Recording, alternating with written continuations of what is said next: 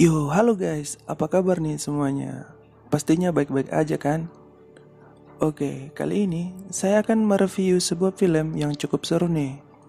Jadi, film ini adalah film survival yang menceritakan dua orang yang selamat dari kecelakaan pesawat di Antartika dan juga perjuangan mereka untuk bertahan hidup di tengah gurun salju. Tapi, sebelum itu, jangan lupa untuk tekan tombol subscribe-nya ya dan nyalakan lonceng notifikasi agar kalian tidak ketinggalan video terbaru dari saya.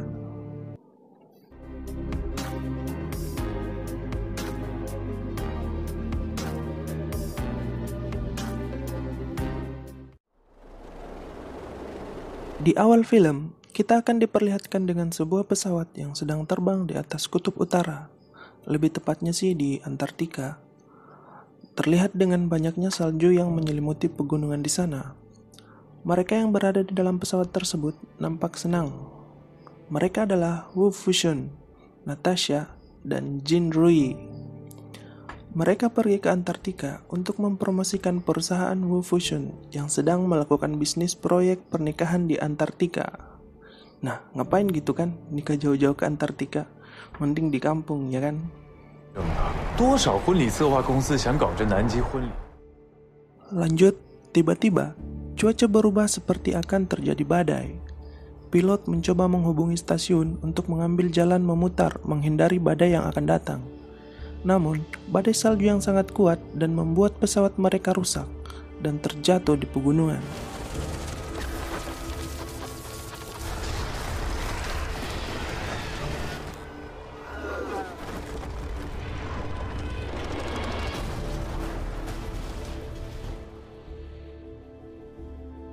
Dan film pun baru dimulai. Wu Fushun terbangun dari pingsannya dan melihat sekitar sudah hancur berantakan. Entah bagaimana dia selamat dengan kejadian ini, hanya produser yang tahu. Harusnya kan udah tewas semua. Ternyata Jin Rui dan Natasha pun masih hidup. Sialnya, kaki Jin Rui patah dan terjepit sehingga dia tidak bisa bergerak. Sementara itu pun, pesawat sudah mulai tenggelam dikarenakan esnya pecah. Beruntung, si Wu Fushun masih sempat menyelamatkan Jin Rui. Tak lama kemudian, ternyata Natasha yang sekarat pun akhirnya meninggal dunia. Mereka terus melanjutkan perjalanan, tapi tak tahu mau kemana. Tiba-tiba, badai besar pun datang dan akan menghantam mereka. Wu Fushun dengan sekuat tenaga berusaha menggali untuk mencari tempat perlindungan dan mereka pun berhasil selamat.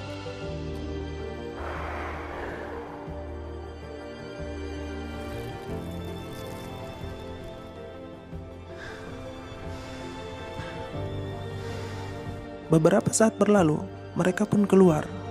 Wu Fushun berusaha mencari sinyal dengan mendaki ke atas bukit. Tapi ya, namanya Antartika, mana ada tower jaringannya kan? Mereka berdua pun melanjutkan perjalanan dan ketemulah mereka sama sebuah gubuk dan mereka pun tinggal di sana sambil mencari jalan keluar. Di gubuk itu pun mereka menemukan banyak persediaan makanan dan mereka berdua pun bisa bertahan hidup untuk beberapa minggu.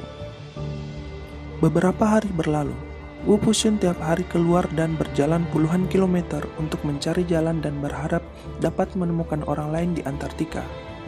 Hari pertama, kedua, ketiga, dan bahkan sudah hari ke-6, dia pun belum menemukan apapun kecuali penguin. Sekarang sudah hari ke-8.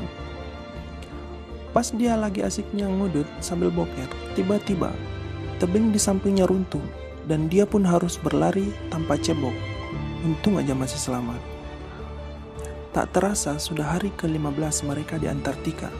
Dan persediaan makanan mereka pun mulai menipis. Terpaksa, mereka pun mulai memakan bangkai burung yang ditemukan oleh Wu Fushun. 别吐啊！浪费，不可能。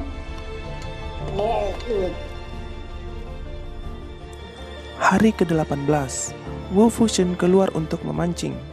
Mancingnya pun pakai tongsis lagi.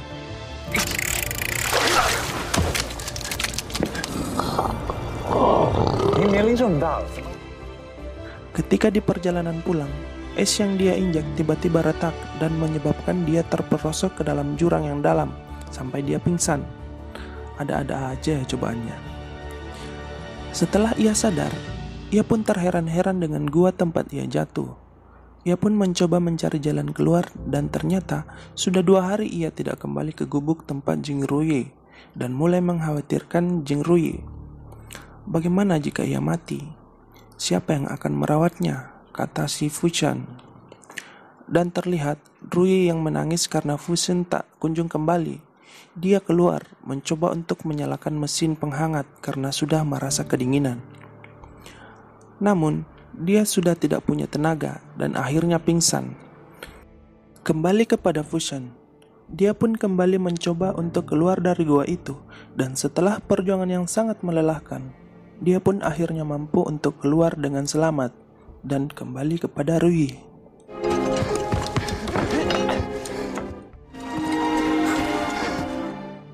Namun, setelah ia kembali ke gubuk, ia menemukan Ruye yang sudah lemas kedinginan.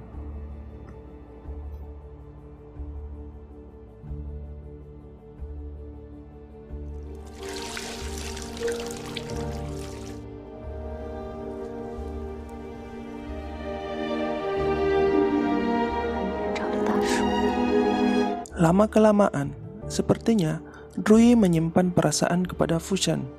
Nampak dari pandangannya yang seakan tak mau kehilangan Fushan. Fushan pun sepertinya juga mulai tertarik kepada Ruye dan tak sengaja memperhatikan dada dari Ruye. Namun, dengan cepat Fushan meminta maaf. Hari berikutnya, Fushan pun melanjutkan pencariannya dengan menggunakan bra dari Ruye sebagai kacamata. Beberapa lama dia berjalan, dia kembali terkena apes dan jatuh ke dalam es yang cair.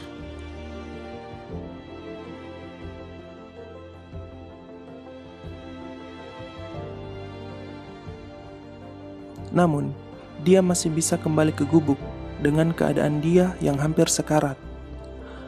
Ruye pun menghangatkannya dengan menggunakan tubuhnya. Obat paling ampuh sih ini.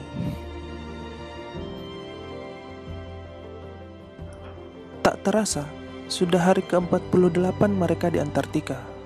Udah sebulan lebih mereka di sana. Dan nampaknya, mereka mulai menikmati waktu mereka di Antartika. Hari-hari pun terus berlalu. Ruye pun sakit.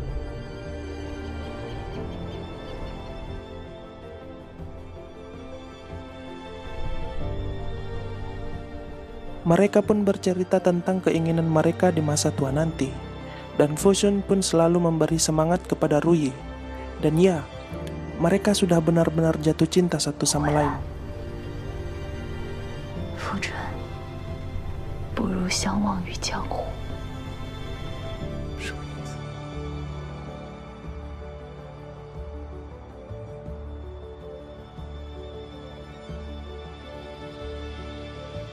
Setelah semuanya semakin memburuk, Fushan pun kembali pergi untuk mencari jalan.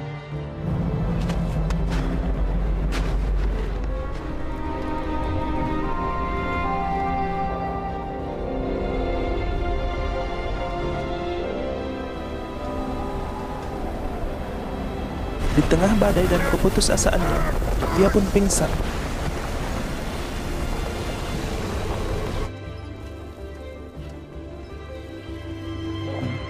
Namun, tidak disangka setelah ia sadar, dia ternyata telah sampai di sebuah camp dan meminta tolong untuk menjemput Ruye yang telah menjadi kekasihnya.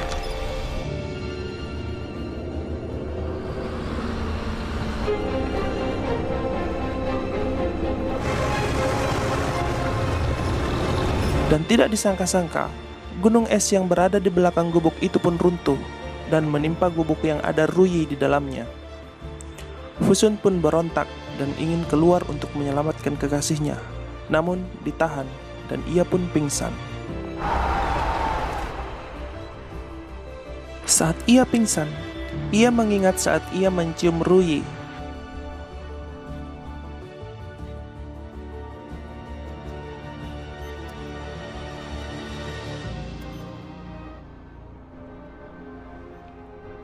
Dan sesaat setelah ia merenung, ia pun ingat tempat yang ia pernah kunjungi bersama Ruyi waktu bersenang-senang.